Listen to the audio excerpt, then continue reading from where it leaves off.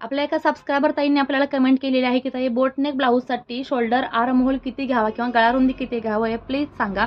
त्यांच्यासाठी हा mini video तुमच्यासोबत मी शेअर करत आहे.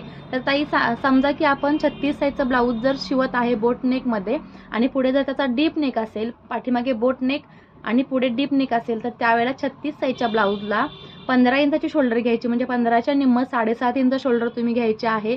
त्यानंतर तुम्ही गळ्याची रुंदी आहे, जो आपण गळा कट करतो तो आपल्याला 3.5-4 इंच घेऊ शकता. तुम्हाला अजून डीप हवा असेल तर अगदी 4.5 इंचापर्यंत घेऊ शकता. अजिबात गळा तुमचा लूज पडणार नाही आणि छान बसेल. आणि याला पुढचा फ्रंट नेक जो डीप आहे तो 5.5-6, 6.5 सुद्धा घेऊ शकता. खूप छान बसतो. आणि या सगळ्या ब्लाऊजचे कटिंग्स आपल्या होम पेजला अवेलेबल आहेत, व्हिडिओ आलेले आहेत. तुम्ही पाहिल्या नसाल तर नक्कीच पहा. आणि ह्याचा आर्म होल आहे तो सुद्धा तुम्हाला 7.5 घ्यायचा आहे. त्यामुळे तुम्हाला ब्लाऊज अजिबात मुंड्यात काचणार नाही, घट्ट होणार नाही. शोल्डर 7.5 असेल तर आर्म होल सुद्धा तुम्ही 7.5 घेऊ शकता.